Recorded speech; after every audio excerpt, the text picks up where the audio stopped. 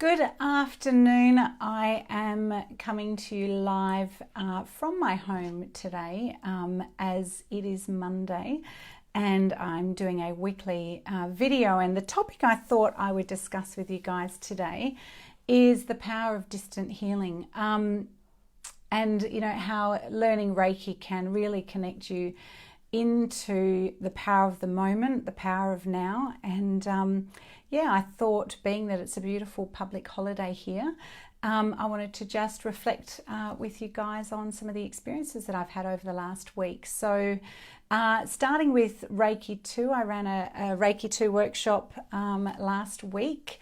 And one of the great things about learning Reiki, coming to the second level, is understanding how you can use energy healing to connect with others and send Reiki at a distance, which is really amazing to be able to have that skill to connect with those that are in need of energy healing, especially when we are time poor. It's great to be able to connect in and send Reiki to people, and one of the beautiful things is that it doesn't take long. In my Reiki workshops, I like to connect with a proxy. So what we can do is you can use different things as a proxy. So I like to train with teddy bears because they're just super cute, and working with a teddy bear, it represents the human body. So we can call the essence and the thought form of a person in, using the teddy bear, and then what it does is it allows us to be able to focus on this moment, on the here and now, and really bring that Reiki energy in and start to direct the energy to the person's body through the proxy. You can also do this using crystals, and I kind of go through phases where I get more inspired by new crystals that I've got. I just got 2 awesome new crystals off of one of my Reiki Masters.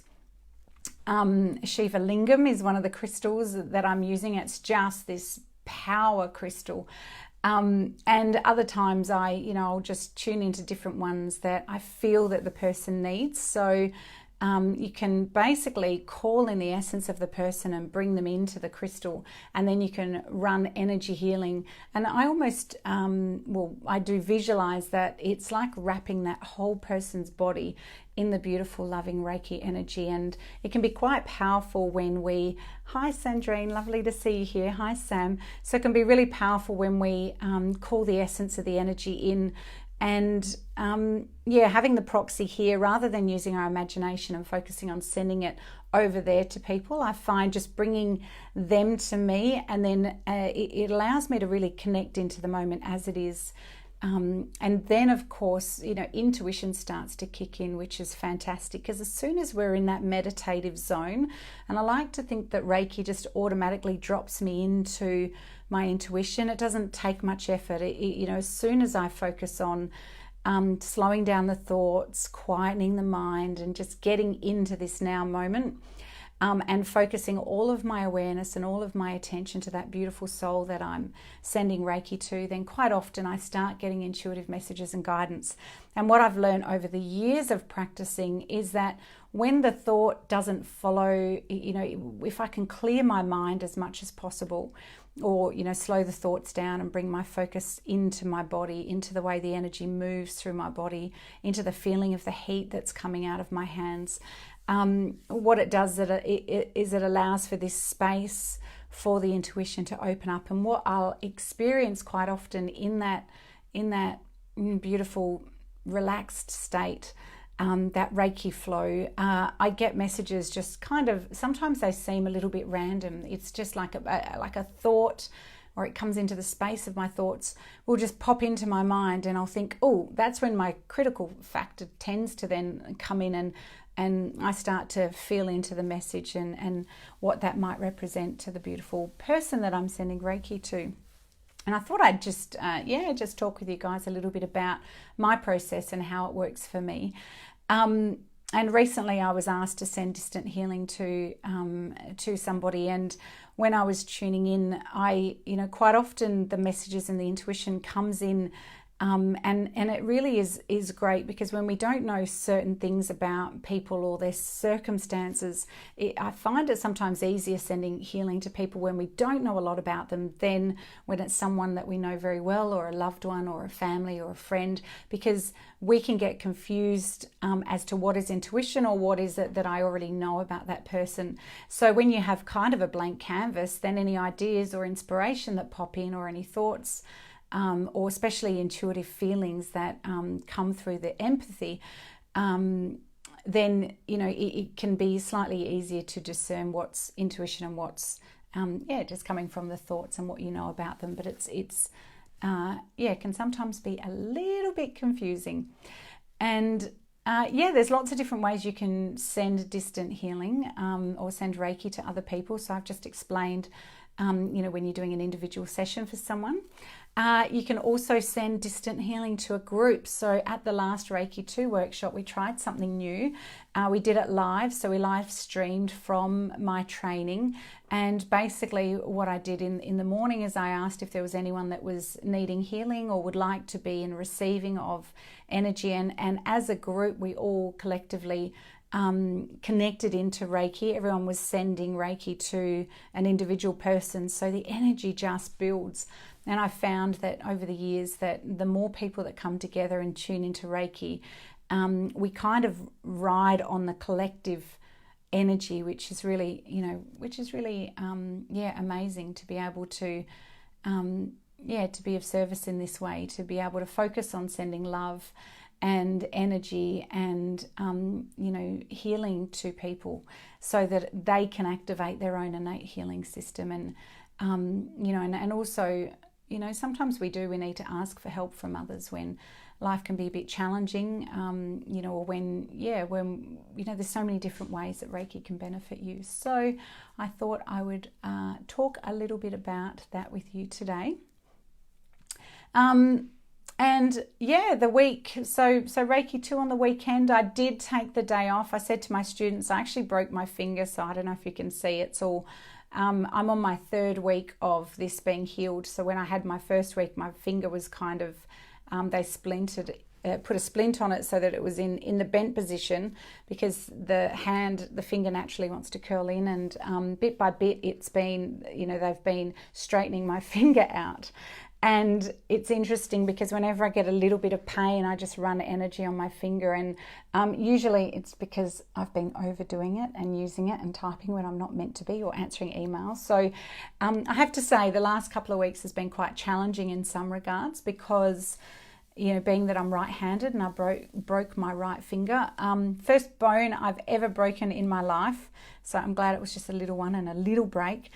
It's actually had me learn to do things slightly differently. So where I would respond to a lot of clients with emails and things, I've actually decided, the last few weeks, just to pick up the phone. So instead of sending a quick email back, I've been getting on the phone and talking to people. And I have to say, I've really enjoyed with connecting with, my students that have had questions, or just picking up the phone. It's like the good old days, when we didn't have text messages, or where people weren't wanting an instant reply, and we just allowed a little bit more time to connect with people. So I found that part really inspiring, actually, and I think I'm going to continue to do it a little bit more where I can, just to connect and to have a conversation. And there's so much more can be experienced when you can hear someone's inflection, and it's almost like even video is great as well, because we can even though this is a one-way conversation, you can kind of get a feel around and communicate in a much clearer way than text messaging. And so I've actually really enjoyed that aspect of it, but there has been some others that haven't been so much fun. I have to say, I've enjoyed not having to do the dishes at home. It's been like, I can't, or I'll try a little bit and then it gets sore. So yeah, and just having Reiki, I have not had to take any medication the whole time I've had this. And every time they put my finger into a different position, it does get sore. And I've noticed that the more that they're putting my finger in, because there's like, I don't know if you can see here, but there's 10 degrees. I've got 10 degrees more before my finger is straightened. And so as they're stretching it out, it's been a little bit more painful each week. But having Reiki has been an absolute lifesaver. So it doesn't take long to run energy, and that's what I love about it. It's really easy, it's simple to use. And the beautiful thing about Reiki is it's always with you, because as soon as you set the intention to run energy, and when you've done Reiki 2, you've got the symbols, it's just so easy to just nurture ourselves. And I think having access to energy and being able to tune in and, focus on nurturing my own body has been really great, instead of just reaching for the medication. So not that I have a problem with that. When there's times when I need Panadol, I will certainly take it. But yes, I haven't needed to, which is really great with this. And I do believe that Reiki speeds up the healing process. So it's been an interesting journey. And then of course with Reiki 2, we also dive into the emotional reasons behind why the body and why physical dis-ease and disharmony manifests. And it's a good, I always like to be self-reflective and take the opportunity to kind of go within and look at my life and what's going on, because sometimes we are so busy just running day to day that we don't often reflect and take time to go within and kind of focus on, right, what am I doing, where am I, what's important to me, am I living in alignment with with my values and my principles and what's important to me. So sometimes when we have a condition like this, or we come, we experience pain or we get sick, it really is an opportunity for us to kind of slow down and reset really, and take stock of, who we are and what we're doing, and and then make changes so that we are constantly reevaluating and finding the joy in life.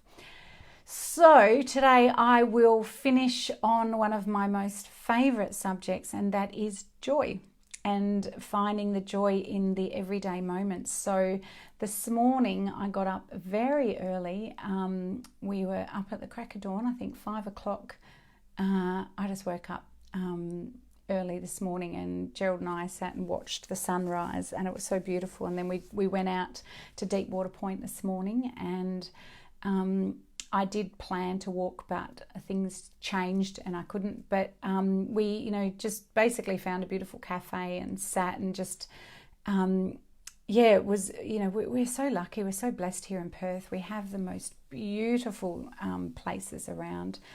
And there's something really special about connecting to nature. It really does bring us back into this moment, back into the now. And it's kind of been a bit of a theme for me lately, is making sure I'm not getting caught in the cycle of the mind, especially the mind's dramas, because if you're like me and you tend to overthink a little bit, it can be really great to just have this constant awareness reminding you to come back to the present moment, because when we can fully arrive and be present in life, it's amazing how much beauty there is. I remember reading a post recently, and it was like, put yourself in the way of beauty, get in front of it, and there are so many blessings in each and every moment.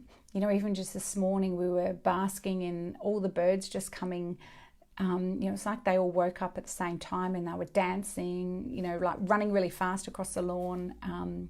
The little willy wagtails, they're so cute. They're one of my favourite birds. And just watching as everything kind of sprung to life in the morning, and it was really beautiful after seeing, I could see the street light was on, and it was, it was dark, and then just watching the light of a brand new day begin. And usually I'm too busy to kind of take that time to just be present with nature. So that's my question for you, is how can you find or share on the comments one small moment of joy that you have been able to carve out in your day today. I wish you all a very happy public holiday. I hope you are spending time with the ones you love, and for all my beautiful Reiki students. I hope you find time to give yourself Reiki and continue to enjoy sharing the Reiki energy with all those people who are called to receive it. And yeah, I hope you enjoy the rest of your day. My family has been remarkably quiet. Usually I thought someone will be knocking at the door or the dog will be barking. So I told them I was jumping on the live feed. Please be quiet.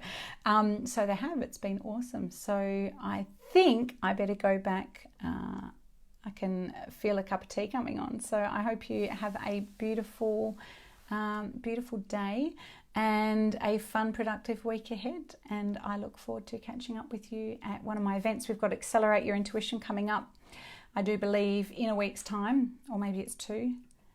I don't know. I'm on holiday mode at the moment, so let me check.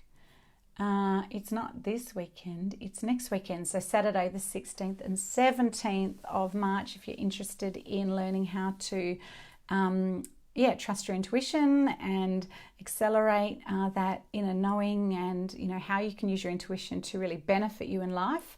That's a course that you will want to check out. So I'll put a link to the workshop, and there are still a few places left if you'd like to join us. And I run them a few times throughout the year. So if you're watching this video and it's past date, you can also jump on my website and find out information about when the next workshop is going to be on. And I hope to see you soon. Love to hear about all your beautiful Reiki experiences. And for now, I'm signing off. Have a beautiful day. Okay, see ya.